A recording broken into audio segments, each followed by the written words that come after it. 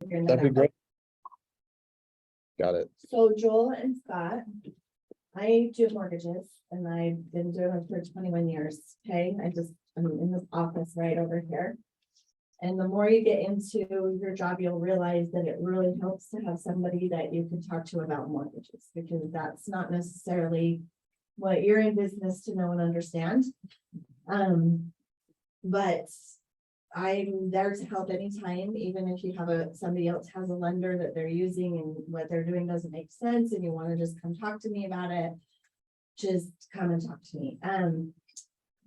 It will help you at some point to get a lender that you, dude, we're having a meeting.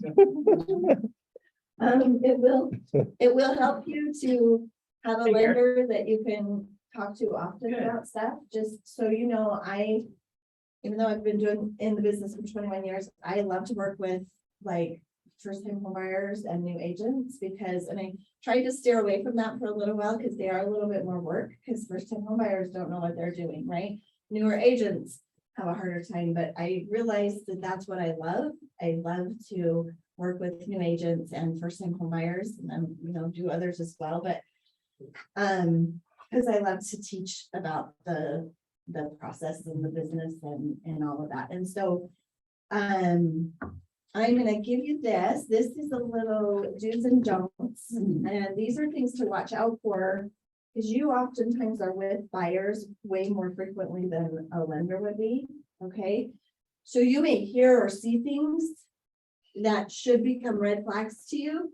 Like you're out shopping for a house and the guy you're shopping with says, "Oh yeah, you love my new giant red truck I just purchased," right? And 2 weeks ago, they got a pre-approval on a mortgage and now they have a $700 a month payment on this big old truck, right? That would be a red flag where you would want to say, Sheila, you just bought a red truck. Can you check in and make sure he still qualifies, right? So there's different things that if you want to just look through this real quick, you can see the things. These are things we tell them. We say, stay current on all your accounts. Don't take out any new credits. Don't go spending all your cash because you're obviously needing it to buy your house. And so a lot of people just like will start transferring money everywhere, and anything that has anything to do with money and their finances, you're going to want to say, did you check with your lender? Did you let your lender know you're doing that? Another huge thing that we get slapped on a lot is like gifts. People just give them money and that's typically okay, but sometimes depending on the loan program, it's not. Another thing is they'll get money out of a credit card to pay their earnest money. You cannot borrow money to pay for your earnest money, right?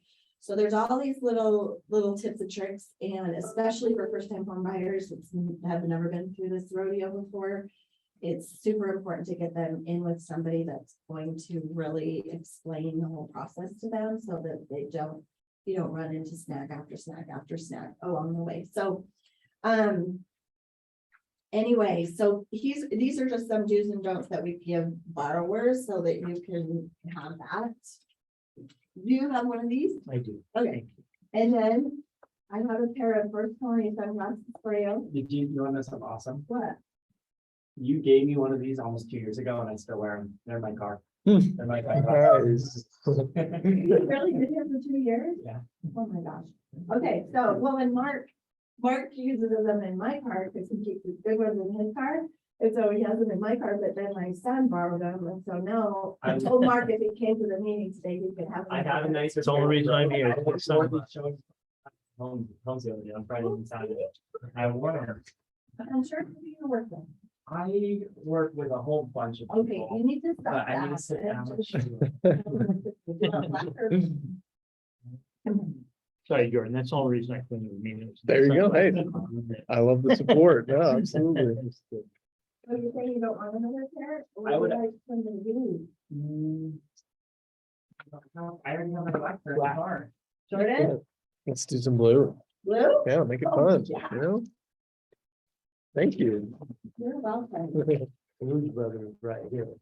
The what? Blues Brothers. Oh, yeah. Oh, yeah, those. You're too young. I'm not sure. what that is. Yeah, those- You'll have to teach I don't me. know. Dan Aykroyd.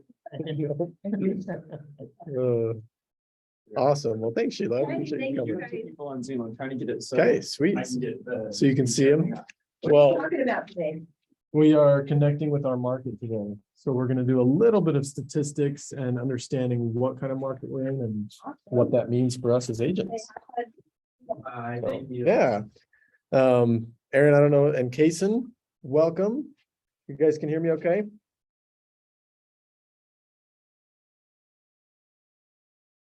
Aaron and Kaysen, can you guys hear me?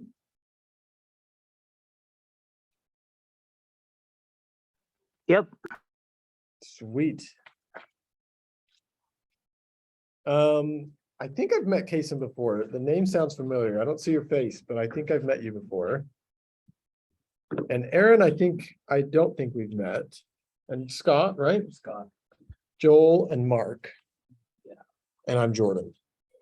Yeah, sorry, Jordan. We've met before at Tony's. You remember Tony's thing? Yep. Yeah. And I remember you were at the last time I taught Ignite too for open houses. Yep, that's right. Sweet. Awesome. Welcome, Kaysen. And what about you, Aaron? Have you guys all met each other? Or are we all new to each other? Okay, sweet. So maybe it's okay if we go around and kind of give a quick introduction of who we are, what got us into real estate. I'd like to know, like, what's your motivation? Where do you see yourself years down the road? What if real estate's kind of a short-term thing for you, if it's a thing that you're just looking to do on your own, or are you looking to really grow and make this a career? And then maybe where you're from. That's okay. I'm just gonna share the slides with you. Okay. Put my email. Yeah.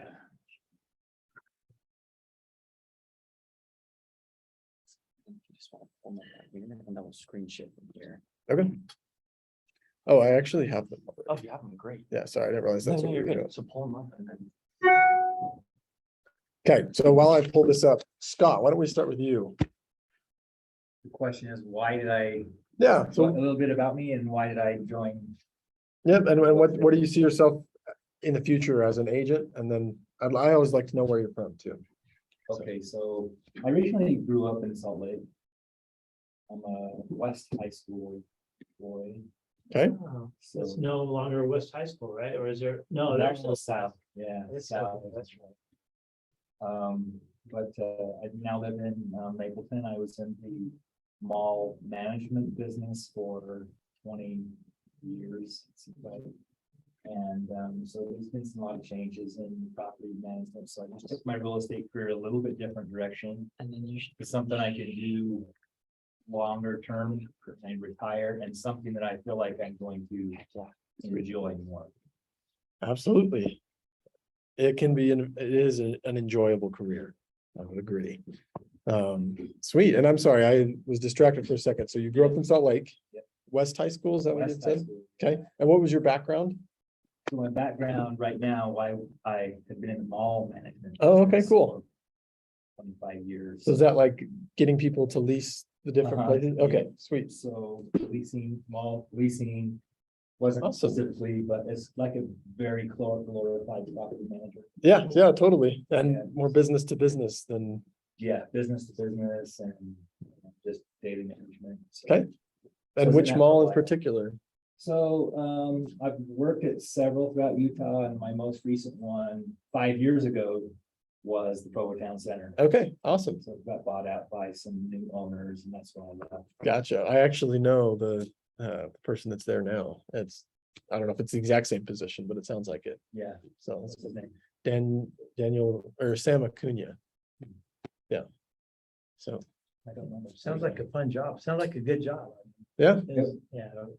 It was a very good job. Is that what happens and you get, I mean, there's a lot of malls that get bought out and then they change management. Yep, they get bought out, they change management, depending on, so I worked for a real estate investment, a REIT, okay, yeah. for lots of years. Mm. So you've got a lot of background in real estate. All of that Yeah. experience is going to be very valuable to you, I'm sure. Yeah, And you already have your license then? I have my license. Okay, awesome. How long have you had your license? I have had it since November, Oh, and then I actually owned some franchise businesses that I was trying to sell. and Okay. Run. And it took me a year, and then I finally got them sold, and so now I can focus on this business. sweet. So now it's time to go. Awesome. Well, that's exciting for you. Perfect. Well, you're in the right place. Sweet. Joel, what about you? My background's not very exciting. Oh, I'm sure it is. Yeah, I grew up in American Fork, went to high school there. Okay. Graduated like. It's only been a year. It's fast. My dad's been doing real estate for like over 20 years, so. Mm. Oh, Oh, out of this office? What's your dad's name? John Buckner. Buckner. Okay, cool. That's my dad. Nice. He's been doing it a really long time, and like I don't really feel like going and working an hourly job. Yeah, So I thought it should be good to get into. sweet. If you're good at it, you can get a lot of money. That's for We'll sure. Try it out. So, Cool. Awesome. Well, welcome. Awesome. That's good. Okay, Mark, what about you? Well, I'm from, originally from Colorado, but I've been in Utah for 45 years. Yeah, I came up here to go to college and just stayed here ever since. My background is I've been involved in restaurants my whole life, I'm a chef, all that stuff. I've owned a couple of restaurants in Salt Lake and sold them and found that, you know, when you work for somebody in the restaurant business, you make more money than owning the restaurant. Mhm. You know, but you know, I've always found that working in restaurants, you're working when everybody else is up. Mhm. You're there Friday nights, Saturday nights, you know, Sundays, Every day. holidays, every day. And Nonstop. so real estate is something I've always wanted to do, and it's the best decision I've ever made. Been in the business in real estate now for just August was my 1 year anniversary. Mhm. Learned a lot, I didn't know what I didn't know when I first got my license, and a year later, now it's starting to make sense. Yeah, well, and Mark's had a great first year, so Yeah, you've done awesome. not great. I've only think I've done 7. It's a great first. I think it's great. Yeah, so. But I see all these other, you know, like Jordan here and, you know, Hunter, all these guys that have been here for 10+ years or whatever, you know, doing lots of sales. So Mhm. it's, you know, I know it's there. It's gonna be every one of you, and we'll teach you how, if you don't already know. Sweet. Well, thank you. Thanks for coming. Kason, why don't you introduce yourself?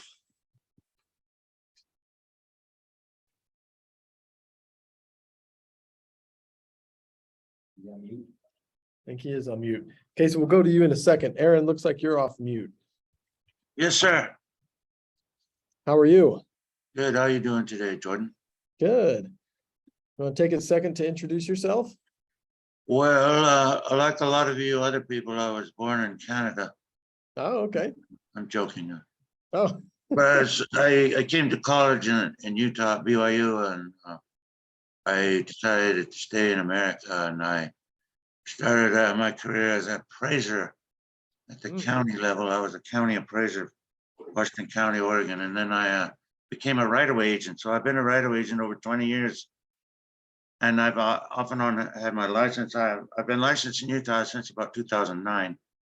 okay. But as a right-of-way agent, I acquire land rights for power lines and transmission lines and roads. So I've worked in a lot of different areas, a lot of different states.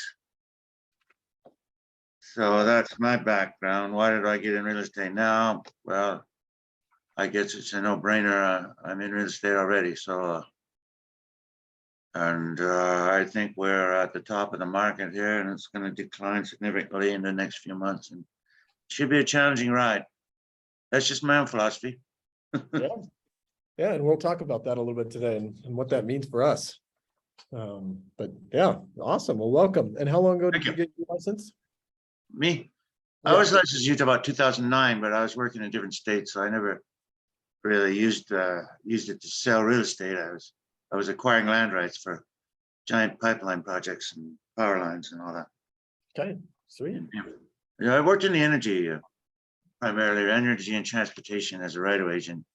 Basically just acquiring the land rights for those roads, for those power lines, Mm. pipelines. So did the title.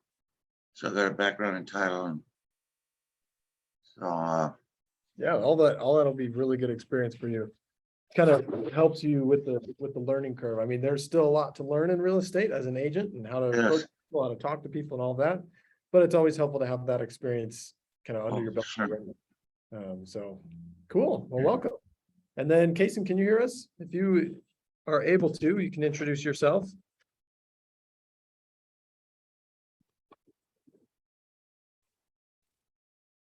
If not, I will introduce myself. if That's okay with you guys.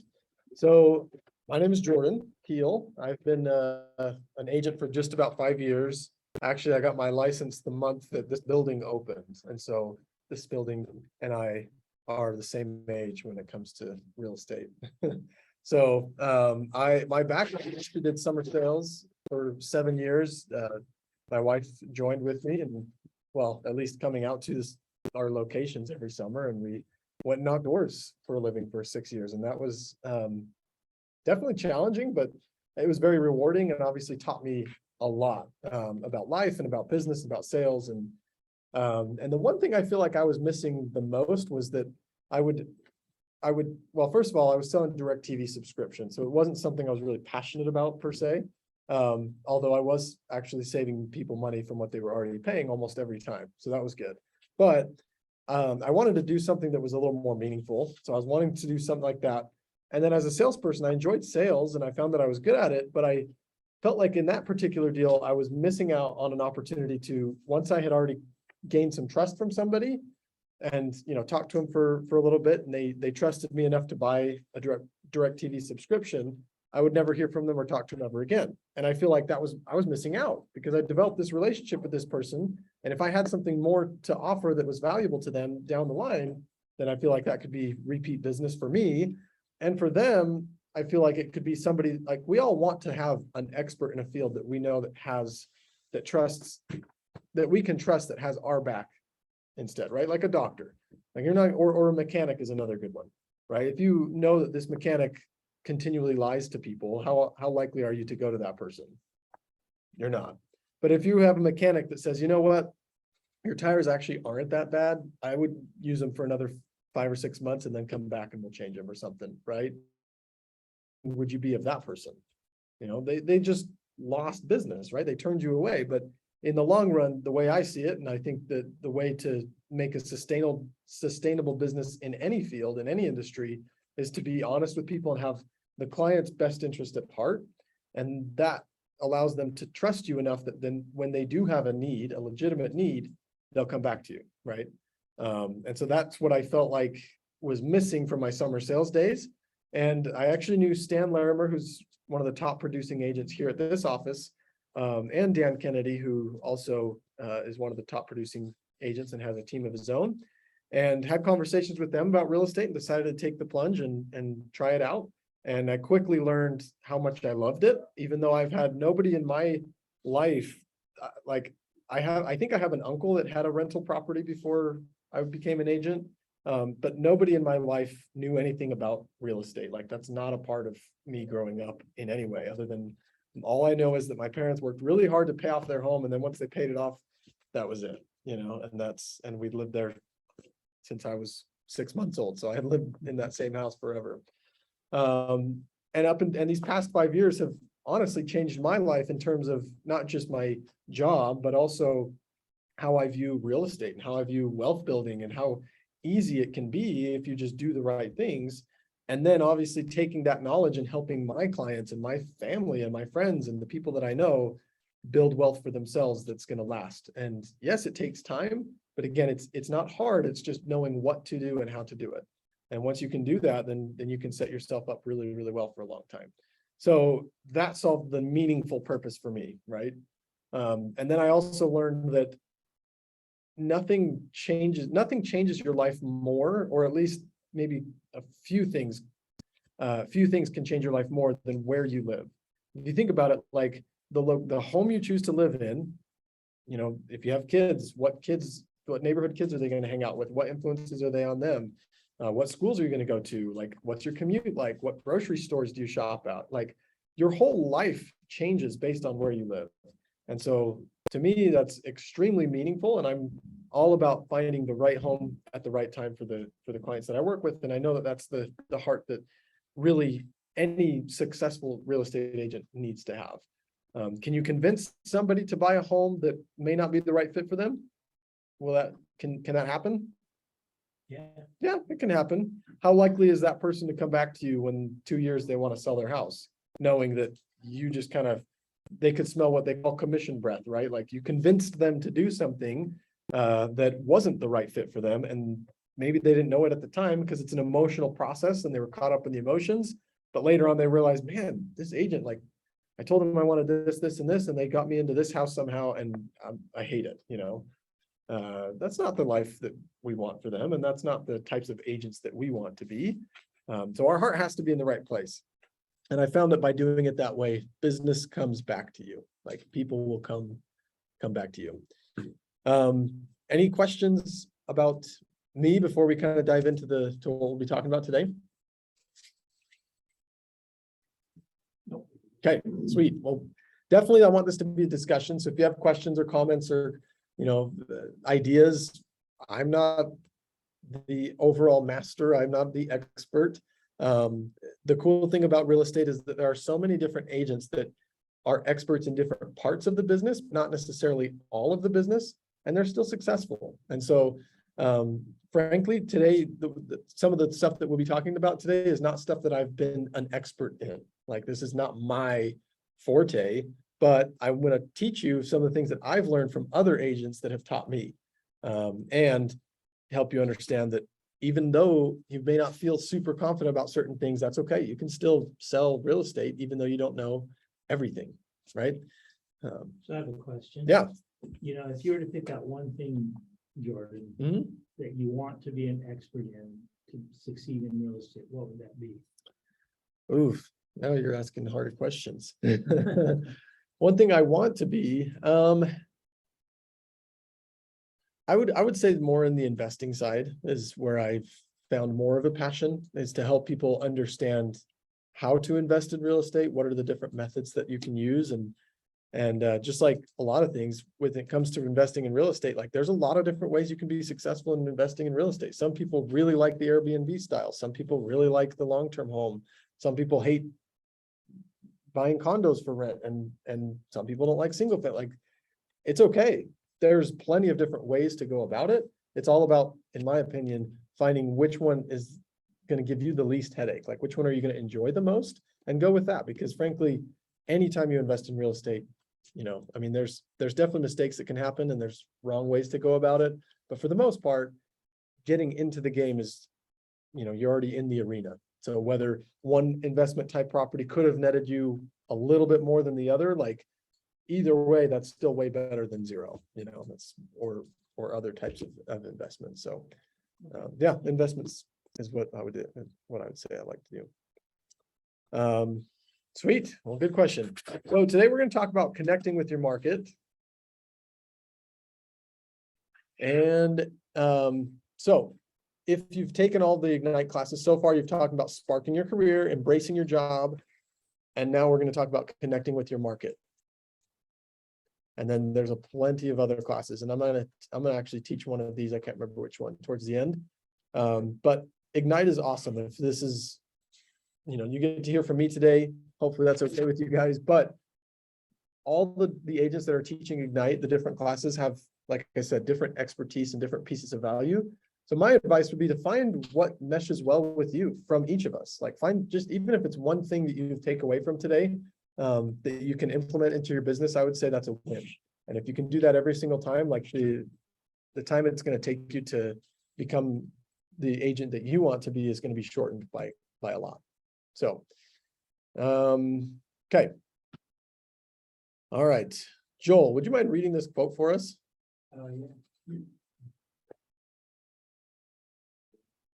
Yeah. here's the truth, if it has been done in another market, it can be done in your market. Once it has been done, no matter where, it's just a matter of finding out how that can be possible in Florida. Okay. Yeah, you guys heard of Gary Keller? He's a pretty awesome guy. What does this mean? What do you think this means? What stands out to you guys? Well, I did start to read this book. MREA? Yeah. Sweet, So, I mean, I think he's talking about not recreating the wheel. exactly. And letting us, hey, let me help you do it. Yeah. You don't need to start over again. It's been done before and it can be done again. 100%. Yeah. So does that mean we can't be creative? So how does creativity then fit with this type of thinking? Can they coexist? Oh, yeah. Okay, how? You could take something that's been done before and you put your twist on it, Yeah, help it work better for you. 100%. Yep, and I really appreciate that comment, Scott, because it's true. And I love that, like an MREA, if you haven't read that book, and if there's one book that you want to read right now as an agent, that would be the one. Just to give a quick background on that one, Gary Keller, about, I don't know, 20 years ago or so, they interviewed over 100 agents across the country that had made $1 million or more. And they just asked them a ton of questions and they interviewed them, and then they compiled all that information and made it into this book. And this book is it's all about systems. It's all about models, following the model. Models, the cool thing is yeah, it's a base, it's a structure, but you can put your own little twist on it. And you should. I would advise that most often do it like it says at first, and then as you're more experienced and you gain some knowledge from yourself and your own experience, you can twist it to fit your personality or the target that you're going after, or whatever it is. But start with these base systems. If somebody else has done it, you can do it. You can do it. There's no reason any of us can't. It's not like someone was super special and, well, yeah, he did it because his name is this, like, or his looks, he looks better than I do, or whatever. Like, all of that, throw those negative thoughts out of your mind, because it's not true. If someone else has done it, you can do it too if you do the same things they did, right? Okay, so first we're going to talk about knowing our market. So knowing and connecting with your market is all about research and preparation. What kind of market are we in today? So there's a buyer's market, a balanced market, a seller's market. Still think we're in the seller's market. Okay, Barely, but in the seller's. okay. Any other thoughts? Do you agree with Mark or disagree with Mark? Well, we're definitely moving, That is also true. because before it was definitely selling. Yeah. Well, you're both right. According to the statistics, we look at that, the data, we are technically still in a seller's market, but we are absolutely shifting. So what does this mean? I want us to kind of define what each of these mean, and then determine what it means for us as agents and what does it mean for buyers and sellers. Let me ask this, which market is the best market? I don't know that that's the correct answer. Thank you. I agree. It doesn't matter. Can you sell real estate in any of these markets? Absolutely. How many people are buying homes right now? Across the country, like, there's millions of people still buying homes. Yes, we're shifting. Maybe that number has decreased slightly. There's still millions. How many of you would love to sell 1 million homes? Right? Like, if I can have a share of that. There are negative beliefs out there that, oh, it's a bad market, which means that I can't succeed as an agent, right? That's not true. It just means that maybe your focus needs to shift a little bit, or maybe your attention needs to shift a little bit or your approach and how you go about business, or which types of buyers you're targeting, because in every one of these markets, there's a different type of buyer that would love to buy, or that it's the right time for them. And so your focus needs to be shifted on them. So first, let's talk about a buyer's market. What does that mean if we're in a buyer's market? Because there's a lot of inventory. Okay, so there's a lot of homes for sale, right? Right. What does that mean for a buyer? Why could that be a good thing for a buyer? They have more options. Okay. They can tell the seller, well, I can just go somewhere else. Yeah. Get better deal. Yep, absolutely. So they usually have a little bit stronger negotiating position than the seller does, right? Seller's desperate to sell their home and you finally bring a buyer by, buyer's gonna be able to get closing costs and, you know, ask them to do some repairs and all that kind of stuff a little more easily than they would in another market. Okay, what about sellers? Is it good for sellers? Can it be? Seller's market or? The buyer's market, sorry. So in a buyer's market where there's a lot of homes for sale,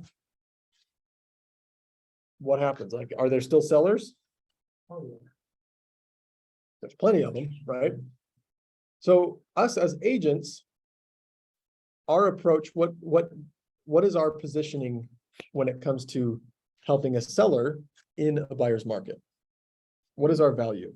We have to help them increase the value, increase the perceived value Right, Yeah. of their home. So We- people feel better about it, you know? marketing, right? Yeah. And part of that is statistics and stuff, but yeah, that's exactly right. We need to help the sellers know how they can help their home stand out and get it sold for top dollar as quickly as possible. That's our goal. Okay, what about a buyer? Do we have any value to a buyer in a buyer's market where they have so many options? What could be our value? How to negotiate. Yeah, how to negotiate, maybe getting the seller to pay for more of their stuff or their closing costs. That's one. Finding the right one. Yeah. I mean, there's lots of stuff to choose from. Totally. Sometimes people have, when they have too many decisions or too many choices, they can kind of get stuck. They get into this mode where they can't make a choice because they have too many options. And so you as an agent could definitely help those people narrow down what it is that really matters to them and what they're looking for. And as the expert in an area, kind of guide them to where you feel like is the best fit for them, right? Awesome. So that's buyer's market. Balanced market. What does that mean?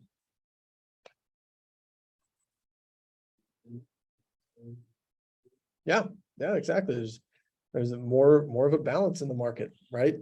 So DOM, days on market, how long it takes from the day that you list a home to the day that that home goes under contract with the buyer. Is that higher or lower in a buyer's market? Higher than a balanced market? Yes, absolutely. Yep. Takes longer for them to sell a home, right? On average. And so that days on market's going to go higher. In a balanced market, it's going to be kind of in the middle. And in a seller's market, it's going to be a lot shorter, right? You guys, particularly you four, I know Mark kind of went through this, has been through this, but you guys may have heard that we've been in a crazy market in the last little while. Do you know why? What had happened, I would say 6-7 months ago and the 2 years prior since COVID? What kind of market were we in?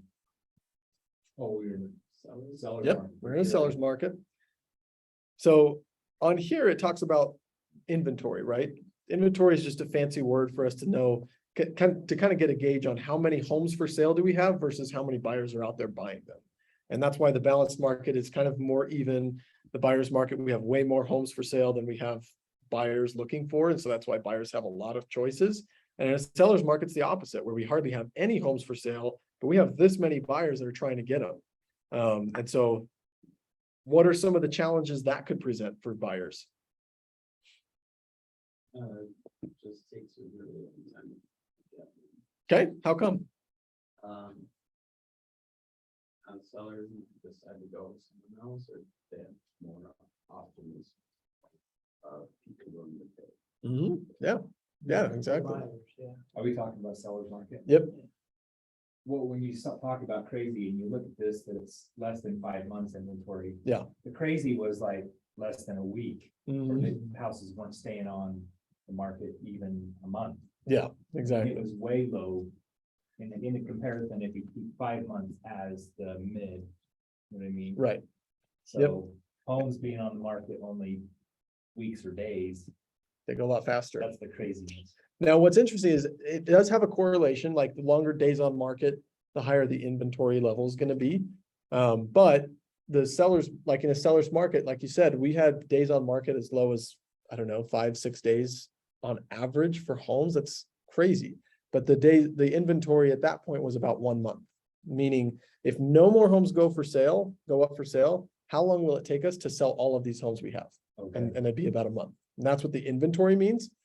In a balanced market, yeah, if we stopped selling homes today, or sorry, if we stopped listing homes today, and we just kept selling with the current buyer traffic that we have right now, and they kept buying homes, how long will it take for us to get to 0 homes for sale? And in a balanced market, it's about 5 to 7 months. So yeah, it's definitely shifted since February really is when it started to change up until today, and it's still on track to get more towards a balanced market. And I'd say we're really, really close to a balanced market.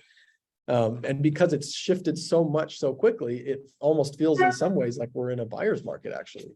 Where like a lot of homes are going for sale and taking a long time to get off the market. Any idea where we're at right now in terms of days on market? What the average is right now in Utah County? 13 to 18 days, I think. Okay, any other guesses? 30 days. You're actually closer. It's 28 days is what it says here. And I'm going to show you guys how to find this real quick. Oh, if I can. Oh yeah, because I should.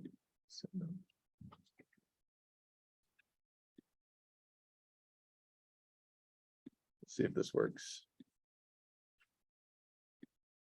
All right. So I'm going to teach you how to find 2 statistics that will be very helpful for you guys to know, just to kind of keep track of where we're at in terms of the market.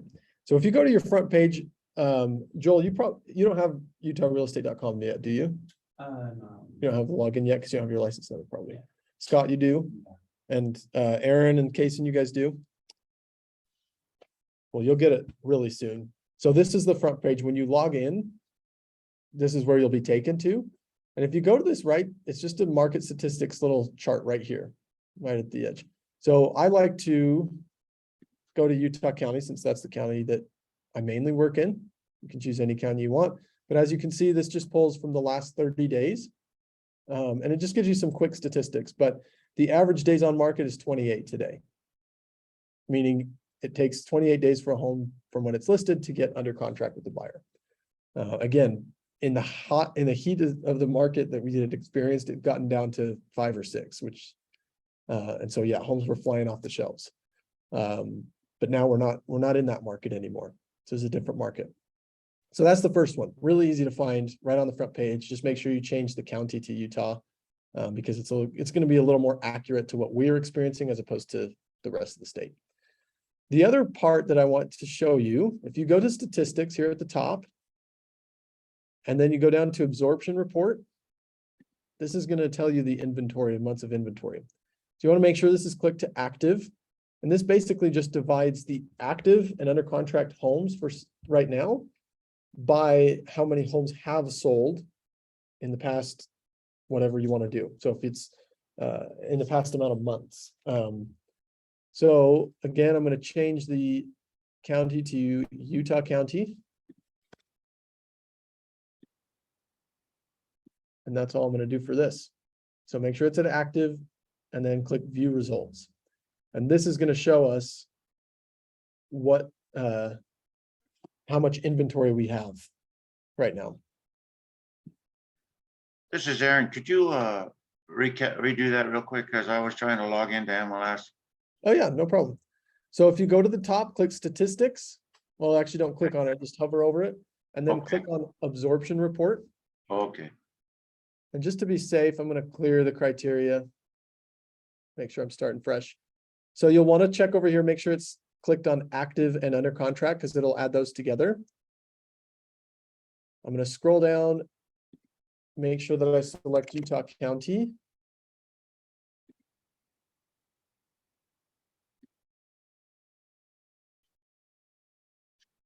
And then click view results. Is there a version of this on app? MLS? Not the, let me see. I have an app. I have the, what's it called? I have the realtor.com app. Yeah, so there is a utahrealestate.com app. I don't remember if it has statistics on there or not. I've never checked it, but let me pull it up and see. I can look later, but Yeah. I was just curious to their utahrealestate.com app. Let me check one thing real quick. I don't think this is necessary, but. Yeah. Okay, so this kind of shows where we're at right now. I just wanted to see how much of a difference the already built home. So in our micro market here in Utah County, technically, we're actually at a balanced market right now. So what the way to see that is this just says in the past 2 months, what have we experienced? What's the absorption rate divided by the inventory, right? So Oh, what- inventory, how many what's radio? yeah, how many months of inventory do we have? How long will it take for us to sell all those homes if we stop listing homes today? And this is at 5.65. And so if you'll remember back from our chart, technically this would be a balanced market. For work, sure. And it definitely feels that way. Right? This just goes back, like if you were to calculate it over the past 12 months, what kind of market have we been in the past 12 months on average? And it's 5 months of inventory. But we're climbing New programs. 5.65. So, any questions about this? Oh, Okay, now to be honest with you, oh, yeah. I've only done this in my career 2 times because the market center usually will tell us. Like, I'll hear it at some team meeting or somebody else will tell us like where we're at with inventory. So haven't had a huge need to like look this up all the time, but it's important to know how to get to it so that if you're ever curious or if you ever need to know, you can. But that's the market we're in now. So we're kind of in a more balanced market. So what kind of people are, Grid. Aaron, I think we have you actually not on mute. Well, what is it called? What is the program, is it? Which one? The website? The utahrealestate.com? Jack's where? Oh,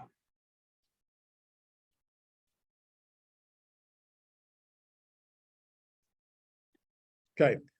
So yeah, let's talk about like the different approaches that we need to have as agents. So we talked about in a buyer's market, there's a ton of options for them, right? And so our proposition to sellers is to say, hey, we've got to help you stand out. So we got to help you get one of these few buyers that there are. In a seller's market, we're helping buyers negotiate and figure out how we can help you stand out to have the seller who has 10 different offers to choose from. How are we going to make you stand out? Right? What about in a balanced market? It's a little more even. So where is our value there? How can we help people? is this the Smart Grid program with NIST? Aaron, are you talking to me? I was trying to look it up here. Smart Grid program. Oh, Not sure if he's talking to me. So in a balanced market, where should we be looking? What should we be doing? Yeah, what kind of, maybe I'll ask it this way. What kind of buyers are buying in a balanced market? I think more experienced buyers. Okay, I mean, I don't know. oh, yes, coach field services, yes. Or lots, if it's balanced. yeah, I would say that's probably true. What about in a seller's market? What kind of buyers are buying in a seller's market? Where there's not very many homes for sale. You Why don't would a think that buyer job will work out? buy in that kind of a market? I'm sorry, what were you gonna say? Okay. Yeah, could just be desire. Are there other influences that help people that can influence whether a person wants to move or not? Work. Okay, work is one of them, huge. Job related. Yep, Divorce, yeah, you know. absolutely. Life changes, School. Well, life you're gonna have a events, hard time then. right? Maybe family size change, get a baby or adopt. In fact, we're gonna talk about that. We'll actually What's his name? continue that piece of the conversation here in a minute. Because we're gonna go more in depth on some of that. But let's keep going here. Never heard of- So we've talked about the types of market, we've talked about inventory. It's good to know the inventory. Interest rates, where are we at with interest rates today? Interest rates. Oh, one of those people. Okay, they've been going up. You know, anyway, roughly where we're at. I don't know the exact. 5.25. think it's closer to, Texas. I can't believe people were Really? coward had steel. no, five, wait, what? 5.7. Yeah, 5.7. 5.7. Yeah, I was I gonna say. remember that. I've had a lot of. Yeah, that sounds about what I've. Not all of them were that great, So, really. Sheila at the beginning who Okay. came, awesome resource, like. The other thing about us as real estate agents, we don't need to know all the lender No. information. It's good to have a good background of it and learn more for sure.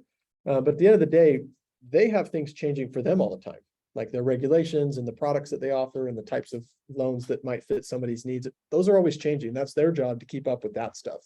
And so we don't need to be the expert in that field, especially when you're starting your career, because there's other places where your time would be better spent. And so good to get a general background of it, but I would say connect with a good lender that you can trust that will also educate you as an agent, as well as your buyers as you send them their way. But again, for the most part, we're kind of right now, that's where the rates are. So how are most buyers right now feeling about where the rates are at? Scared. They're scared. Why are they scared? Well, they experienced and seen the 3%. Yes. Rates, and now they're going up. So Yep.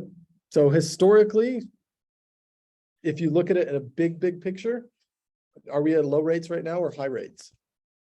historically, Yeah, like let's say last 30 years, we're at a low rate. we're really low.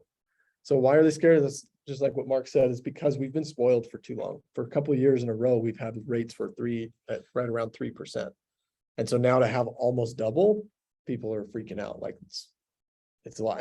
And frankly, like I get it. It's a big difference. Like for every, like, let's say that rates go from 5% to 6%, and you're trying to buy a $300,000 or a $600,000 house. Any guesses on how much more of payment you're gonna have to make? So $600,000 house from 5% to 6%. Over the course of the loan? Just year? monthly. Yeah. Okay, 500. say it's about 300 to 500. Yep, that's right around there. I think it's 400. I think it's about, the last time I did the calculations, it's about $200 a month that your payment changes for every point the interest rate goes up. So if someone was looking a year ago and they were like, okay, great, I can get a 3% interest rate. Not only have home prices increased now, but their interest rate now has increased. If they didn't buy and now they're looking to buy, that's why they're feeling like this is terrible, right? Because it is very different from what they experienced a year ago. Their payments now $1,000 more a month for the same house because it's more expensive and the rates have gone up. But it's our job to help educate buyers that that's okay. What happens, like, let's say somebody buys a home today at a 6% interest rate, and in 2 years, rates go down to the 4s. Does that person just miss out? No, you can refinance. You can refinance, right? If rates get low enough, they can refinance. What happens if they get in today and rates go up to 8% in 2 years? What happens? It's great they got in today. Yeah, what happens to their rate? Does that change? No, raise. No, it stays the same. So it can only get better, right? When you buy a home, your rate can only get better. It's not gonna get worse unless you do some home equity loans or whatever using that money. But so that's kind of the education piece that I tell my buyers is that don't worry about the interest rates, because the other piece that a lot of people don't think about is what happens if rates do go down to 4% in 2 years.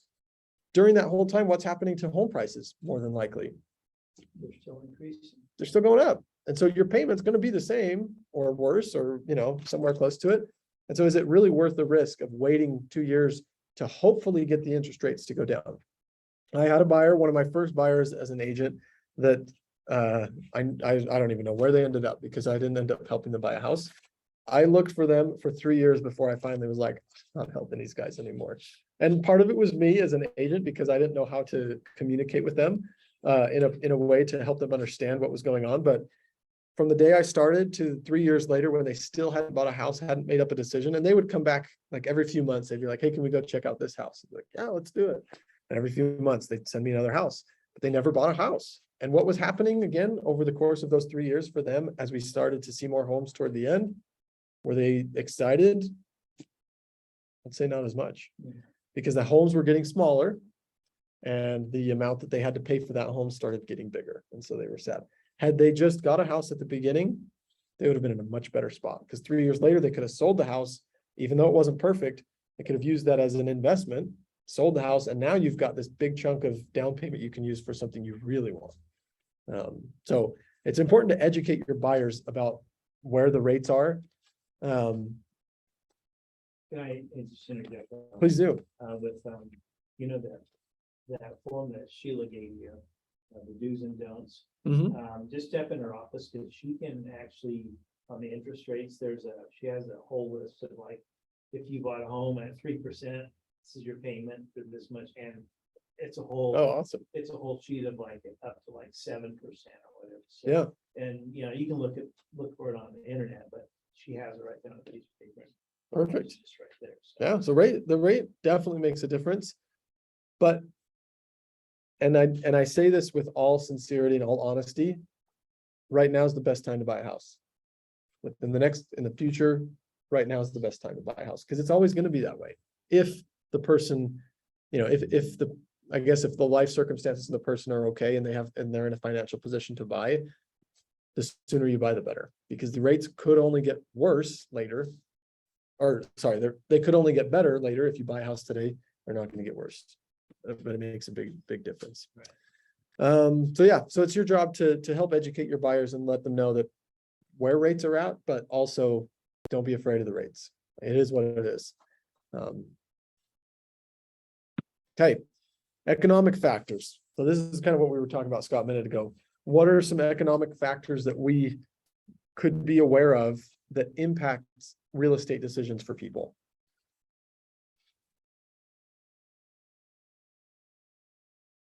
Number one is first bullet point.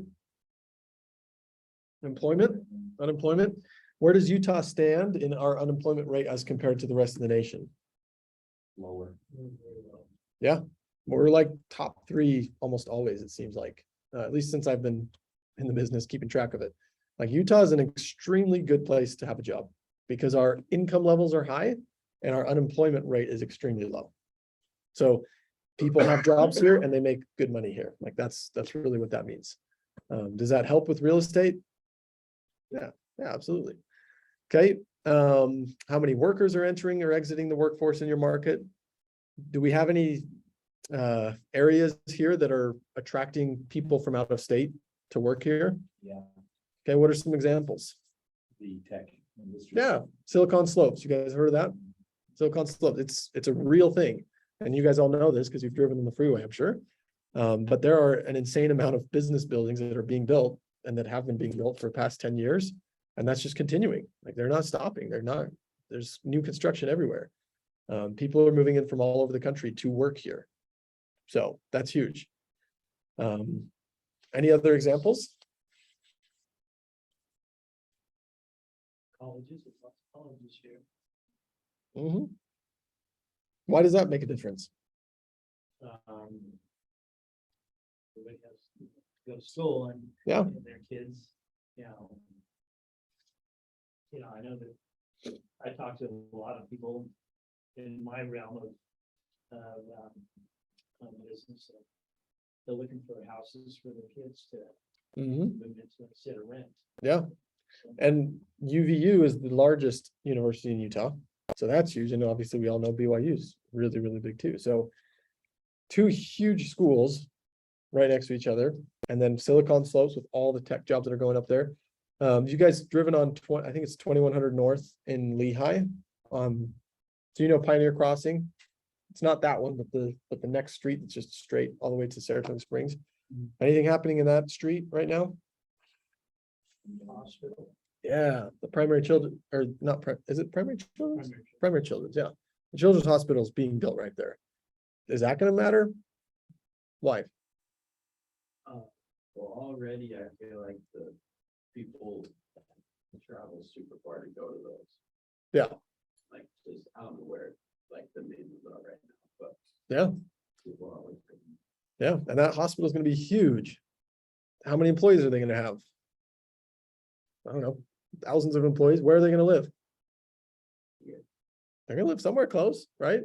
Like, obviously, people don't, for the most part. I had one client that wanted an hour commute. Like he was adamant that he wanted that. But most people do not want an hour commute. They want to shorten their commute as much as possible. So they want to live close to their jobs. Certainly within 20, 30 minutes for the most part. And so when we have a huge facility like that being built, people are going to work, they're going to employ people, and those people are going to need a place to live. And so what happens with real estate prices when that kind of thing happens?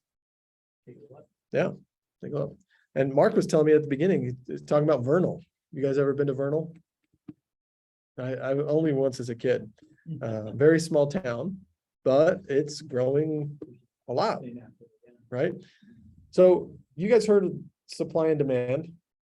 It's the most simple economic term that I feel like has an incredible impact and a lot of validity within real estate. Is it simply means that the more supply we have, or the more demand we have, meaning the more buyers we have wanting to live here, the higher the price for those items, which are the homes, the inventory, the higher the price goes. That's why our real estate has been going up. And so if you think about it, if you find an area that has a lot of job growth coming soon or is currently going on, what is almost every single time happening in that vicinity with the real estate prices? They're going up. Yep, because people want to live there, right? So at the end of the day, that's kind of what we're talking about, is there are definitely factors that influence our real estate. And that's why Utah is such a strong place for that, because of our incredible job growth, our sustaining job growth, and the quality of jobs that people are getting. So there's definitely other factors. Government can make changes to, certain programs that allow people to buy more homes than not. Of course, they can allow like first-time home buyers to get special treatment. If they make big changes like that, that could put a whole bunch of more buyers into the buying pool, that can increase demand as well. So, okay, and then lastly, other important market factors to investigate, things that we should know: nearby shops and restaurants, health facilities, neighborhood attractions, things like that. So we kind of know that. I've heard that Tesla's building a new facility here in Pleasant Grove. Has anyone else heard that? Yeah, I don't know where they're at with that, but. And then in Eagle Mountain Center, if you guys have been all the way over there, they're building a huge like Facebook data center, from what I understand. So again, job growth over there. So as an investor, that's where I like to, like, obviously you want to look at the numbers, but I also like to see where are jobs going to be created soon or currently being created, because I feel like once that happens, that's when home prices start to skyrocket. Tearing down that prison also. Yeah, that's a good point. So there's gonna be a lot more, Things going on there. yeah, and some of it's residential, but a lot of it's business and otherwise. So yeah, good point.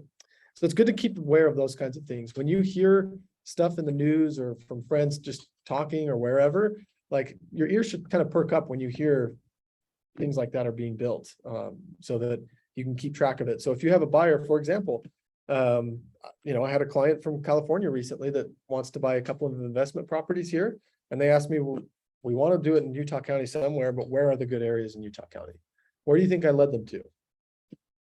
Eagle Mountain or Lehigh, Eagle Mountain, Yeah, I talked about Eagle Mountain, or sorry, I actually didn't, not Eagle Mountain, visit the, because they did have specific, they didn't want to go as far as Eagle Mountain, otherwise I would. okay. But yeah, Saratoga Springs, kind of that area, right by the Children's Hospital. We saw some homes over there. And then like Lehigh, and then all the way clear down to BYU. I mean, you almost can't go wrong within that range, because of it's just maybe a little bit different. Over in Lehigh, if you're going to be renting to singles, it's more than likely going to be working professionals as opposed to college students. And then as you get closer to BYU, more than likely you're going to be finding that. So it just depends. But yeah, those are some things to keep in mind. And sometimes I've felt, and I've had this erroneous thought that like, well, I don't know everything. I don't know all the shops that are going in. I don't know that. Yeah, that may be true, but you don't have to know everything. If you think about it, like, again, from someone coming from California, how much more do I know than them about this area? And how much more do you guys already know about this area than someone coming that's not familiar with it? You're already a huge step above. And then anytime you have questions, like, one thing I love about Keller Williams here is that we're very good about sharing ideas and sharing things that we know. So if you're on the Facebook page or the Slack channel, you can post and say, hey, where are some jobs being created? Maybe that's something that we should talk about soon, just so that we're all kind of on the same page of what's happening, what new facilities are being built and that kind of thing. I feel like, like you have to know your area, what's going on and everything, but, ultimately, your buyer, and I'm speaking on the buyer's aspect. Yeah. You want to ask them, I was go by, when this with Tony Childs, kind of reaffirmed that he asked us 7 questions deep. Ask them why again, ask them why again, where they want to go and stuff. And that way you have a clear picture where they want to go. Yep, exactly. That could be part of our value as agents, is to really dig deep into figuring out their reasons that they probably haven't even articulated yet.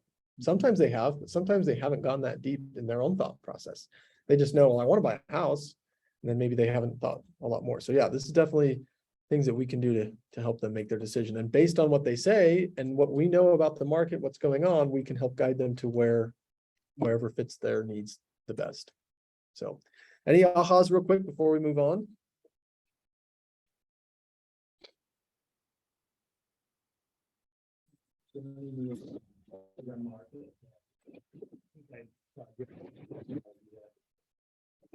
Yeah, that's simple enough that at least it gives us a general idea of where we're at, that we can kind of know how to approach people and how to talk to people. I think the comment, don't be afraid of the rates. Right, you Yeah. just gotten spoiled, and a lot of people right now, that's their perception. Oh, Right. rates are up, I can't do it now. Yeah, and they're gonna wait for what? And think about this, let's say that the rates do just magically go down to 3% today. What's gonna happen with buyers? How many buyers are we gonna have? We're gonna have a lot more. So it's like, yeah, we all do want rates to go down. Demand is gonna go up. Exactly. So we're gonna be kind of in the same message. So that's why it's just always like, it just makes sense. Just do it as soon as you can and not worry so much about, it's good to know what's going on, but focus on yourself, get your money. And then once you're able to buy a place, If buy a place. that buyer can afford the rates. Yeah, exactly. Yep. Because it used to be that owning a home was actually less money a month, like your mortgage payment was less money a month than rental payments, right? And in some places in the nation, it's still that way. I would say that not here anymore. It's definitely more expensive to buy a home than it is to rent a home on your monthly house payment. But Close. obviously, there's a lot more benefits to owning a home than you get with it as a renter. So it's not the only thing that people need to think about. Okay. So how do you build your expertise? How do you become the real estate expert of choice? So we're going to talk about 4 different things. So number 1, learning your market. It's good to see these statistics so that you kind of know where we're at in the long run. When you're having conversations with buyers and sellers, you're able to tell them that, yes, I understand this is where this is the type of market you purchased in 2 years ago. Here's the reasons why it's different from what you experienced at that time. You can have that conversation with them. There's been times where I've had younger people that have wanted to buy a home, and in my presentations with them, I'll ask them, is there anybody else that you go to for advice, or anybody that you want to talk to? And they say, oh yeah, my parents, I want to talk to my parents. And in one situation, I remember that the parent bought in a market that was extremely different than what we bought today. And their market, they bought in a buyer's market where they had extreme flexibility to be able to say, we want $5,000 paid in closing costs from the sellers. We want them to repair this, this, and this, and we want a discount on the price, and that's what we're going to do. And so that's the advice they were giving to their kids, because that's what they were able to do. Again, we were in a different market, and if we went with that approach, there's no way they would ever get a house, right? Because that's not the market we were in. And so one of the things to know is that just because they've purchased a home before doesn't mean that they understand how to purchase a home today in terms of their negotiating position. So it's good to know their experiences so that you can help educate them on what's different today and what they can expect. Now, if you're able to tell them that before you start writing contracts, do you think that's more valuable to them than if you were to tell them that after you started writing contracts? Okay. How come? Because they're kind of, they have that you've educated them a little bit more. Yeah, Instead of trying to. before it happened to them, right? Instead of being reactive. Yep, exactly. Because if you don't, then they may see that as, well, you had no idea what you were doing, and now you've learned just like I've learned, right? Whereas on the other end, if you can help them educate what's going on in the market and this is what to expect, before they start doing that, as they see that, what happens to your credibility? Yeah, you get a lot better credibility. Sorry, You're good. what does the acronym LOR stand for? This is just the 4 different pieces of build your expertise. Oh, To be honest, I had never seen it before these slides, so I don't know how valuable it is, but maybe the L is the learn. well, maybe I'm wrong. You know what? Language of real estate. Language. Oh, there you go. Thank you. I've never heard that before. So that's in the, okay. Yeah, language of real estate. But I guess maybe just knowing the terms, you know, what does all this stuff mean? One thing also to know is, what does the news try and tell people all the time? Positive or negative messages? More than anything, right? I mean, there are some, but for the most part, it's negative because that's what sells. That's what scares people. And so there are plenty of negative real estate messages that are going into people's heads. And how are they going to make those? How are they going to understand them in a positive light? To me, that's our job as agents, is to help them see that. So it's good to know what's being taught by the media and what kind of messages are in people's heads so that we can help kind of correct that or guide that where we need to. All right, know your clientele. Who are the buyers? Who are the sellers? Does the market benefit your clients, and does the market put your clients at risk?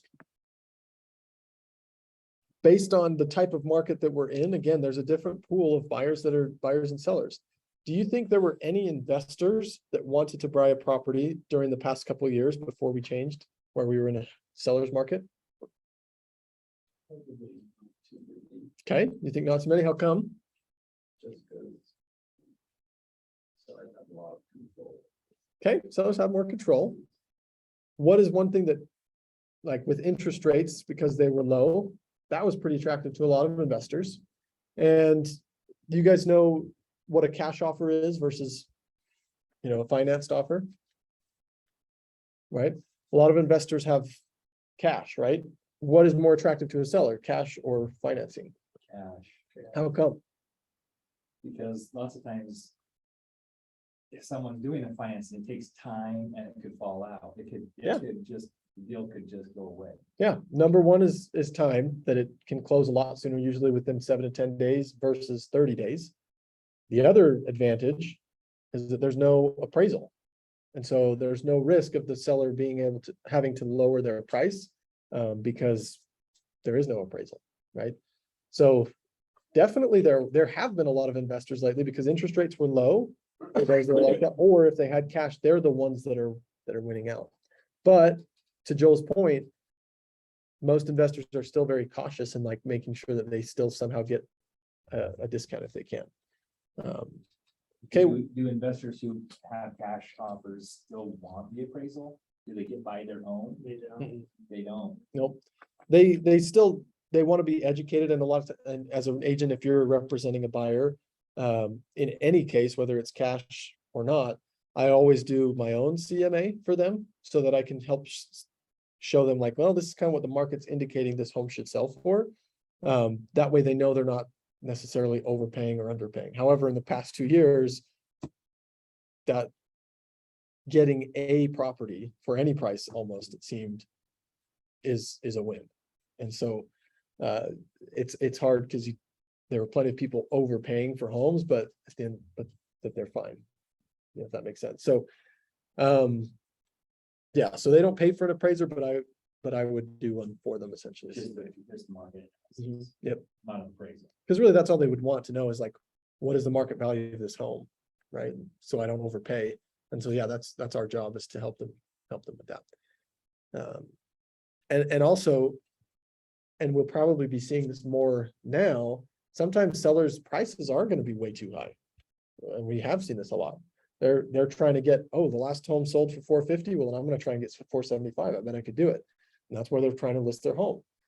if we run a market analysis and can show them like, no, the last one sold for 450, I think this one should sell for right about there, based on what the market's doing, then your client can get in for a much better price than just giving them 475.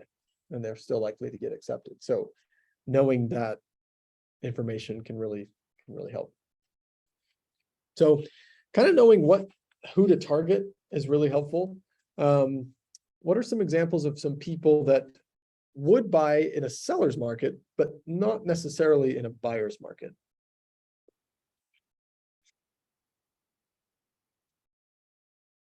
Would buy in a seller's market, but not necessarily a buyer's market.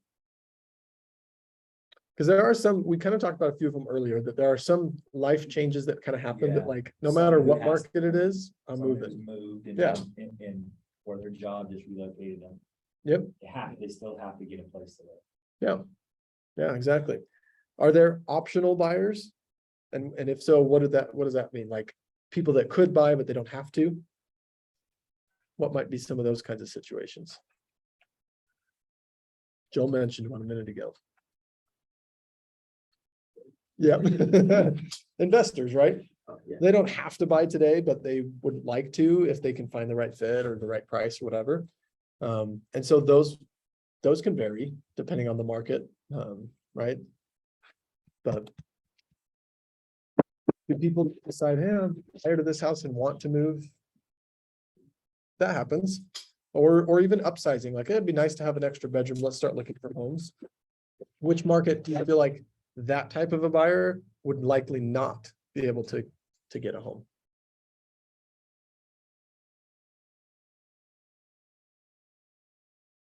So those optional buyers that maybe could but don't have to move, are they more likely to buy when the market's better for buyers or better for sellers?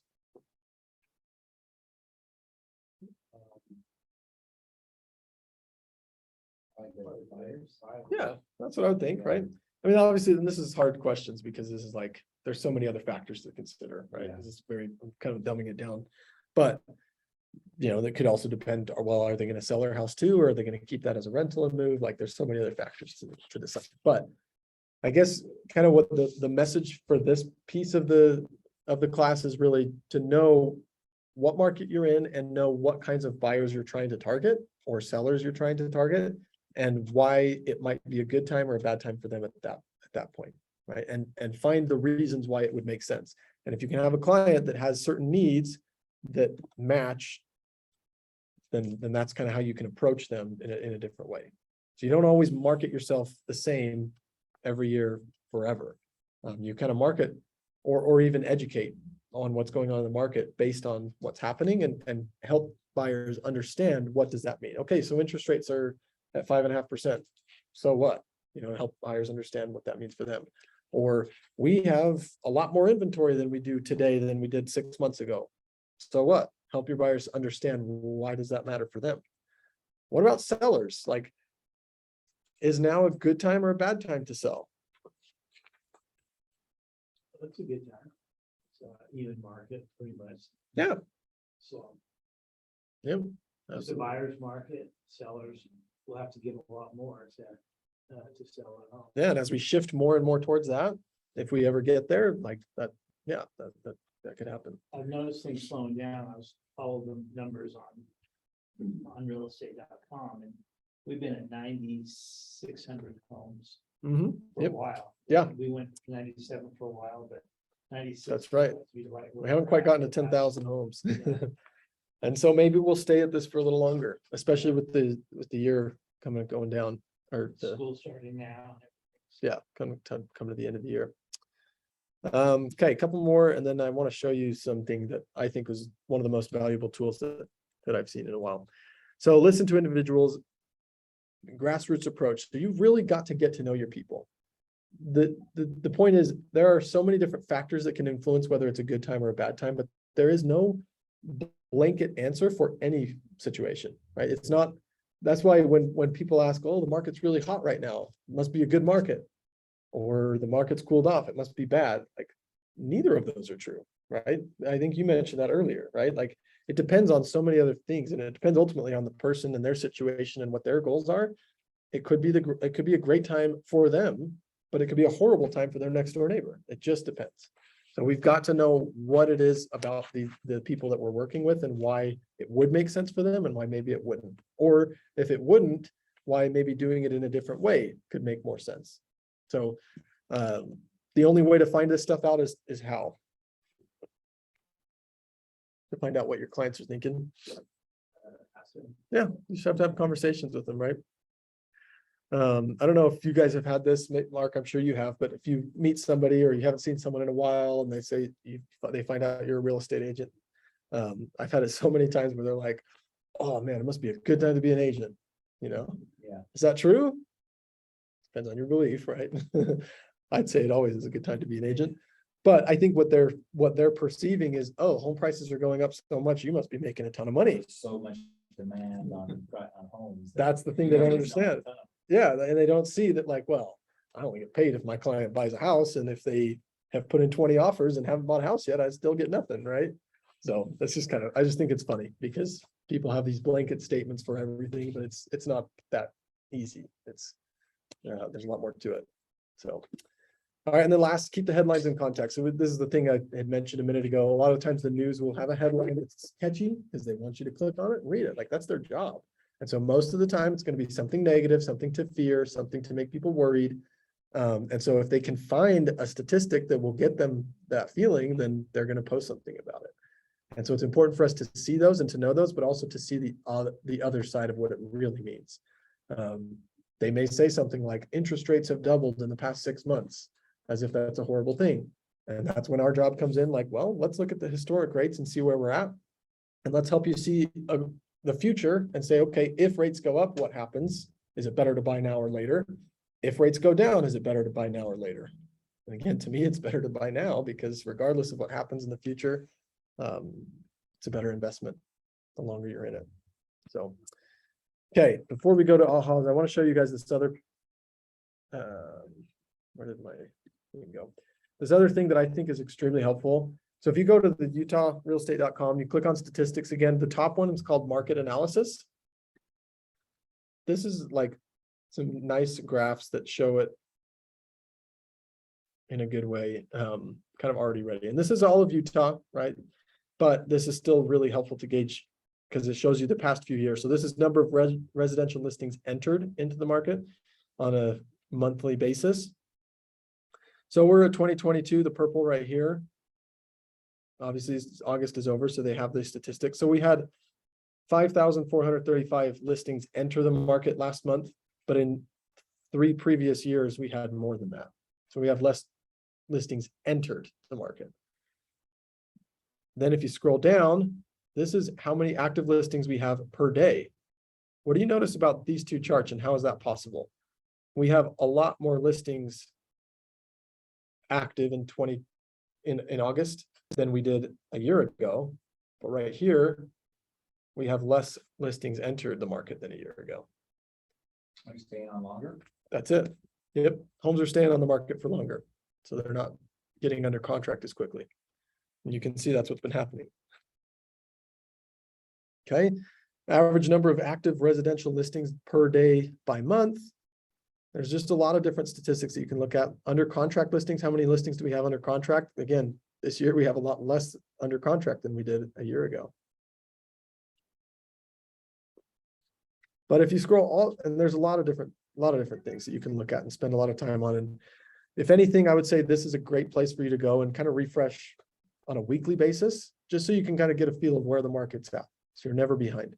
Because how would you feel as a real estate agent if a buyer comes to you and says, you know, is now a good time to buy, and you don't know any of this stuff? What are you going to tell them? You're not sure. Or you just repeat, well, yeah, it's a great time to buy. And then they say, why? Because that's what I've been told, right? Like, no, like we want to have at least some data to tell them at least a couple of things that we can be like, well, it's a great time to buy because of interest rates, or it's a great time to buy because there's more options, or whatever we know, whatever the case may be. Okay, and then down at the very bottom of that page, if you click on showing statistics, go to Utah. This is really, really cool. Have you guys seen this before? No? Okay, this is awesome. I love this chart. So this chart shows, because you guys know Showing Time, that's the app that we use.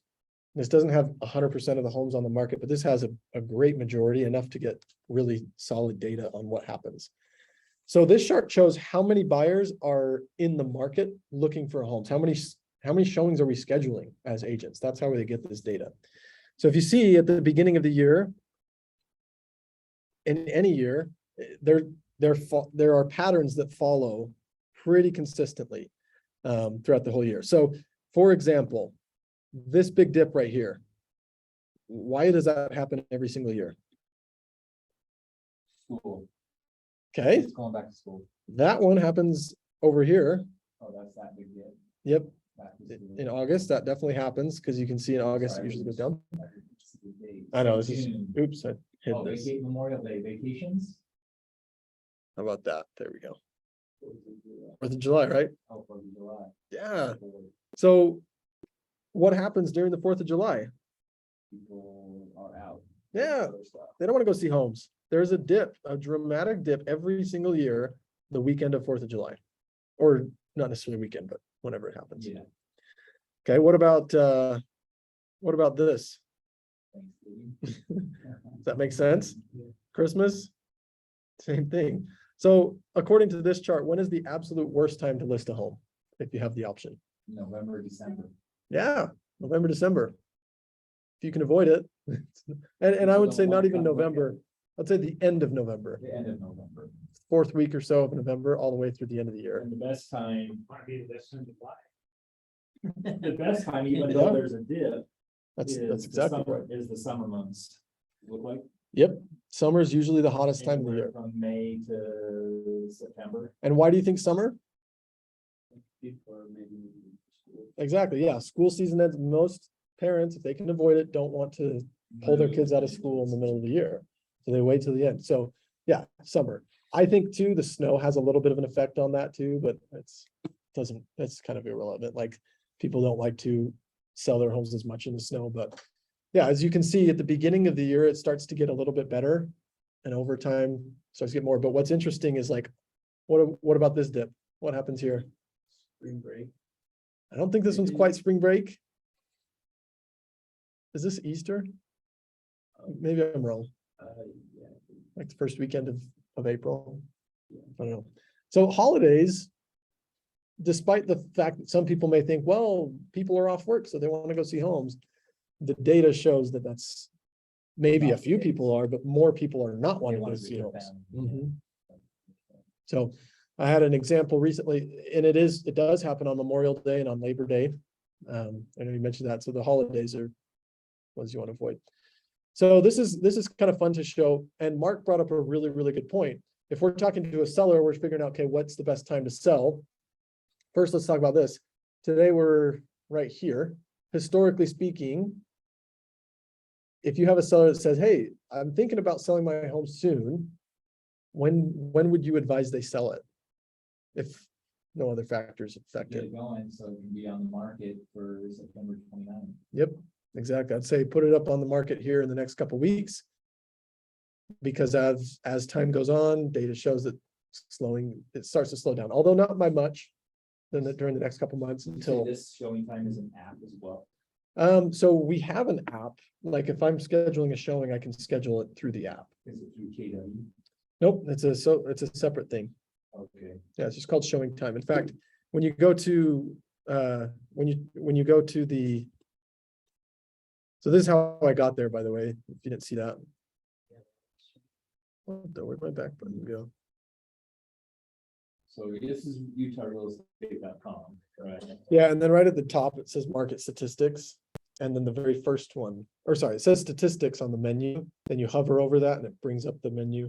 And the top one is market statistics or market analysis. That's what it says. And so that's where all these things come from. And at the very bottom, it shows the showing time. You can click on this button to Utah statistics. And yeah, it just shows the past few years. So yeah, Mark was saying, so if we have a seller, like this is helpful for us to advise. But what about a buyer? Mark brought up a great point. When is the best time to buy? If you have flexibility? If you have the flexibility, the best time to buy is at the valleys, Yeah, because go going home for Christmas. they could be worried that we're not showing any and we may be able to drop the price. Exactly. Now, the flip side is there are generally less homes for sale at this time because for the most part, people kind of know that Christmas is not the best time to buy. But, Could be less homes. yeah, But those that are on, maybe. but if you can find one you like, you're more than likely gonna get a better deal. Supply and demand. Yep, exactly. Too bad our government doesn't understand that. Well, it's kind of fun, right? Kind of cool to look over. That is Okay. good when you look over, I like that one. And you can show this to your buyers and show this to yourselves if you need to. Most people don't need to see it as much as having you tell them, but if they need to. I'm sorry. Yeah. That's okay. Thank you for coming, Mark. And as this goes for everybody, if there's ever anything I can do to help you guys, feel free to reach out. If there's something we talked about today, you don't remember what it was later, feel free to call me. I'm happy to help any way I can, but Nice to meet you guys. thanks for coming, Mark. Good luck in Vernal. Okay, and KW has some apps that you can use. To be honest, I haven't really explored much in these because they're somewhat new, but like the KW app and the Kelly app are great resources for you to really connect with your market and see kind of what's going on. So social media, do you guys use social media much? I'm on it a lot. You're on it, yeah. Post. Okay, well, I'm not gonna try and change, the way you guys do business, because again, it's important to lead generate the way that you feel most comfortable. I mean, it's good to kind of step out of your comfort zone and stretch yourself a little bit, but you've got to enjoy it to some extent. For me, I'm not a very social person, and so I didn't, I'd post once in a while on social media, but not very much. Then when I became an agent, I started to post a lot. And I wish I had just something like this at the beginning to just remind me of what I, could be doing. This helps to kind of give you a system to do, but if you're always just posting, hey, I'm in real estate, let me know if you want to buy and sell a house. Hey, I'm in real estate, let me know if you want to buy and sell a house. Like, what is the feeling people are going to get from you? So.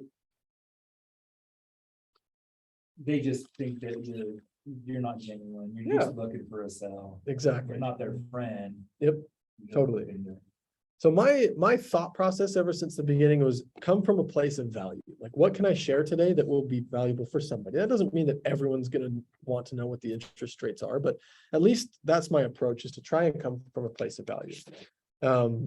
So one of the ways that we can come from a place of value on social media, though, is not by posting, but actually by interacting with others, right? In a genuine way. It has to be genuine because people can read right through it.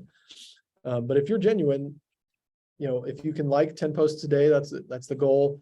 Write 5 comments in a day. If you see something on Facebook, I did this so much where I would, and it's actually funny because it had nothing to do with real estate, but I remember a few years ago, I was just scrolling through Instagram, just looking at different pictures or whatever. My wife was next to me and I laughed at one of them and I showed her to her and, just like, oh, look at this. It's funny. I can't remember who posted it. One of my friends. And I didn't like it. I just thought it was funny. And so then I started to scroll again. She's like, wait, you didn't like it. And I was like, this is the moment that I'm like, oh yeah, that person has no idea that I liked what they put, right? That's such a simple thing, but that taught me that like, I need to interact more with them and not just see what's going on, but at least like it. But I think comments are way more powerful if they're genuine. If you're just the typical like, happy birthday, and that's it, they're going to blow right past it and they don't think anything of it. But if you can say something a little bit more that's meaningful or that's personal to them, I think that's when they start to see like, oh, nice. That's nice of Joel to say, So I went to a seminar sponsored by one of the title companies. Okay. Just about posting social media. Oh yeah. Here at Keller Williams, or was it somewhere else? Well, it was somewhere else. Okay, cool. And it was really enlightening. Yeah. Because he basically said, don't do this Mm. because of your saying what on things, like it's not genuine. Yeah. You're not getting deals out of it. Right. You could do this 10,000 times, and if you got one deal, you're wasting your money. Sure. And effort, he said. He basically gave the explanation. He said, look, Facebook really isn't advertising. And if you pay to get those people who are looking for it, Mm. and not just broadcast to people in ungenuine things. Yep. Then your money is much better spent and, more likely to get some return than doing this. It says, this is a waste of time. Yeah. Statistics show Sure. that now there's so many people doing this, that's basically a waste of time. If your goal is to get a sale. Yeah, it could be. I would say that there definitely needs to be a balance. And again, it goes back to like what you feel most comfortable with. I'll go back 5 years when I first became an agent, and there was somebody that I knew from my growing up years that had become an agent, and he posted a video. And I was a new agent and I hadn't posted really anything much. And he did this video explaining like what earnest money is. Like, that's all it was, like simple earnest money video. And I just thought to myself, like, oh, this guy knows what he's doing. Then, because I'm competitive and I wanted to beat him, I looked up statistics, like how many homes he had sold. And he had been in the business for like 3 or 4 years. And that previous year, he'd only done like 4 or 5 homes. And I was like, my perception of him seeing that simple little video was like, oh, he's the expert. And then when I actually see what he's done, I'm like, oh, not. Yeah.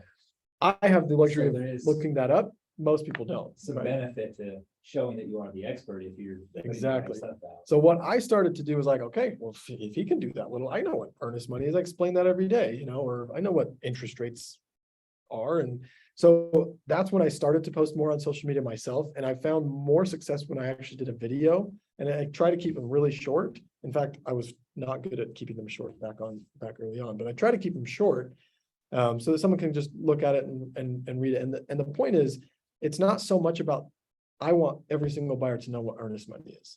That's not my goal. My goal is to say, I want every single one of people that see me know that I'm the expert in the field. Yeah. As soon as they have a My real estate friends, need, every one that's of what my it comes friends to. know, I know, it's the talking your language. Yeah, yeah. Whatever that acronym was. Mhm. If you can talk the language, then people will have that confidence in you. to Yep. Say, when the time comes, like, hey, I'm on the list, I know Jordan. he's a- Exactly. So he's just a keeping pro." top of mind is what we Yeah, call it. yeah. And I can't tell you, after a few months of doing that, I would run into people that I hadn't seen in years, friends of mine that were on Facebook, and they, oh, thank you so much for your videos. I love watching them. And I'm like, what? You never even liked it. So, but somehow they're doing it. And I had a lot more business come like from what I attribute to my social media. And I am not good at it. Like, I'm not the greatest. I don't have perfect posts. I stumble on my words all the time, as you guys probably have been able to see through this class. Like, that's who I am, but it doesn't matter because the message is, when you have a real estate need, I'm here for you because I know what I'm talking about. If I do a video, then clearly I know what I'm talking about. When all this, it's not always true. And by the way, being new, definitely there are going to be times where you don't know what you're talking about completely. But my advice with that would be just go to someone that does. Like, there's plenty of us here at KW that will gladly help you out. Even just before this meeting, I've done this for 5 years and I had a question that I wasn't sure about. And I went to Peter Morkel, who's out there, and just, hey, Peter, have you ever dealt with this before? And took 5 minutes out of his time to help me out. And that was awesome. So those times are going to happen all the time. And that's one of the things I love about KW is that we're very willing to share. So anyway, and then send one direct message a day, like at least I would say that's a minimum, but like reach out to people. Point is, interact with them in a genuine way, but just be there. And then you guys have heard of the 80-20 rule? Yeah. So kind of follow that with your social media, in that you want 80% of it to be about you and your hobbies. A class that I took recently from one of the top Keller Williams agents, she talks about find what are your 5 passions in life, and I'll share mine. Like, this is me. I love my family. I love my religion. I love basketball. I love motivation and growth and like personal development, and then real estate. And so she says, try to post 4 times of these things, and then 1 time for every 1 time you post about real estate, right? That way it keeps some sort of a ratio there, because, and I know maybe you guys have felt this too, but I've had even lenders that I follow that I kind of used to follow that I'm like, I'm sick of seeing this. Every single time it's just lender stuff. And I don't want people to feel that way with me. And so I try to do more of like, this is really who I am. Like, this is real, but also remind them that I'm in real estate, if that makes sense. Because again, the goal with Cinnamon is not to educate every single one of your clients, even though that is one way to do it. The real goal is to just make sure they know who you are and that when they have a need, they reach to you. They think of you first. So, any questions about that? Okay. Well, this was kind of what we talked about today. Again, the message that I wanted to share lastly is just that you don't have to be the expert in everything. You want to learn as much as you can. And obviously I would say that the more you do learn, the better off you'll be, because clearly you're going to have clients that frankly know more than you do in real estate at times. And that's okay. That doesn't mean that you can't be of value to them, that you can't be a great agent. But the more you do know about the market and statistics and what's going on in the community, the more value you can truly provide to your clients for their situations. So lean on the market center, lean on the rest of us too, when you have those kinds of needs that you're not familiar with, because it's better to do it right. It'll have a greater impact on your clients if you do it right. And yeah, you got some help, than if you try to just do it on your own to show them you can do it on your own and totally screwed it up, right? Like that's going to be a much better experience for both of you. So any last questions? Okay, was today helpful? Yeah. Okay, well, thank you guys for coming. My team, I am with Livian, we're actually starting a team here at the Market Center. We do every week a Monday statistic, like it's an hour-long market update. And so if you're ever interested in like jumping on that call or seeing how that works. So Yeah. we're basically with the pro team. Okay, yeah. Yes, I don't know. Do For people now. choose their teams that they're going? Yep, so essentially, you're on the pro team until you do your 4 deals, and then you can have the option to become a solo agent, which is not to be on a team, or join a team that's already going. And every team has its, just like anything, has its pros and cons, and Sure. I would definitely recommend like interviewing with a couple of them, because if you can see yourself fit better with one than another, then I think that's a much better. It's a lot about relationships too. Mhm. Who would you get along with? Yep. And who has the system you feel like that's going to help you succeed the fastest and earn the most money. Like ultimately that's what it is. And with teams, obviously there's going to be a split, but again, it depends on if you can see yourself earning more because a team does certain things for you that can help you succeed faster than you can on your own. Then that's where the value really comes in. So, yeah. So you haven't had your license, so you haven't closed any deals yet. No. And have you closed any deals yet? No, Okay. I presented a deal. Well, I got close to getting a deal. Did you? Nice. Yeah. We'll get there. The crazy thing about sales in general is like you can know steps 0 through 99. I would, If you don't go all the way to 100, you still get $0. it was just my neighbor. My Oh, really? neighbor was like, yeah.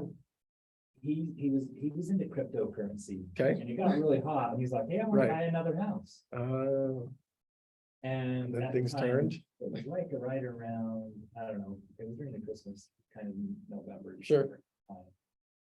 And he's like, hey, help me do it, I'm like, sure, I'll help you do it. Yeah.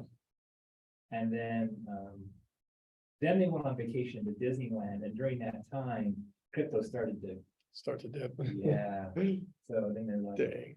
then they were like, I don't know, because at first it was gonna be like cash, it could have been a cash offer. No way. Yeah. Dang, that would have been And the best then in time. that week while they were on vacation, they were like, I'm gonna be gone. Here's some earnest money in case I need it, Oh, wow. And then during those few days, just a few days, they were like, I'm not sure. Dang. So what That's they're- crazy. Well, that's another example of the economic factors that could influence someone's decision, right? Unfortunately for him in that case. Yeah, but I mean, when they are ready, and if things turn around, I'm Yeah. sure they'll. Mhm. reach out to me, so. Yep. One of my favorite charts is this. I saw this a while ago and I just love the idea.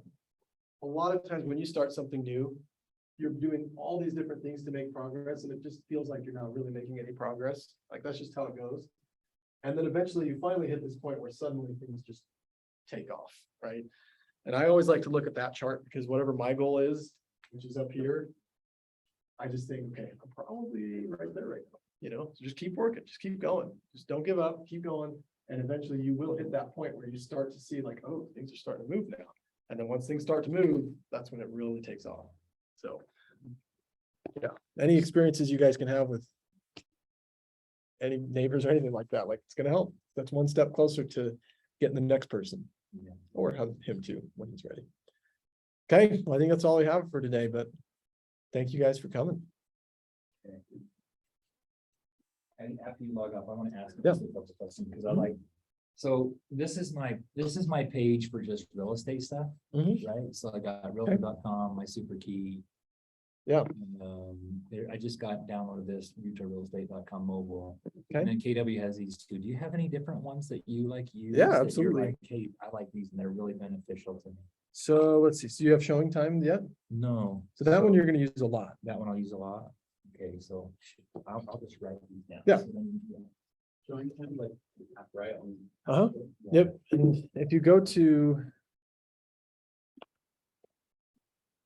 utahrealestate.com, This one, the forum dots. yep, that's the one. Like when you go, am I still on here? When you go to schedule a showing at the bottom, 95% of the time it's It'll gonna have be the showing showing button. time, okay. So you can click it here and schedule. So when you're on the MLS, it says schedule a showing that Yeah. way, and that will connect to this. Yep, as and then you're it'll saying, pop up log in here or whatever. on Okay. like showings that I have requested, if you have any requested, that it'll show Okay. the status if it's accepted or haven't heard back yet. Okay, And then if you have listings of your own, you can say on my listings, like if they have scheduled showings for your listings, Right. it'll show you there too. okay, cool. So that's helpful. Okay, I just got that one. Then you have the super key. Yep, I have the super key. That one's probably the other one. There's a that's- super key, Okay. perfect. realtor.com, and then two. I have this other one, which I thought was cool, this Utah County Uh-huh, maps. yeah, You know, if I you drive haven't by used a that much, but I property, have you're that like, one. I wonder who owns this. yes, To see, it's helpful. yeah. Yeah, especially if you don't have your computer, but handy. Brevo Pass, you guys may need this one. I don't know exactly who to talk to, probably Molly at least. She's not with us anymore. Molly still is. Oh, she is. Carla's probably the one you're thinking of, the front I desk thought lady. Molly was oh, And Molly is, she's like. Mhm. oh, I thought when I walked by her office was empty. Maybe she moved or something, but yeah, Oh, Molly's still with us. She's right now at front Okay. desk because I think we don't have somebody Okay, to anyway, replace the other one, but so Brevo Brevo. Pass will help you. You can open this building anytime, 3 in the morning if you have to. Like one time I probably won't need that yet. Okay. sometime, But that yeah. will help you, that you can open buildings with it. yeah, and even if you're not, like you can open it That's at time. cool. Like I just unlocked the north stairs for like 5 seconds. Then you open it. Oh, So that's that one's cool. So I'd get set up with that. Let's see.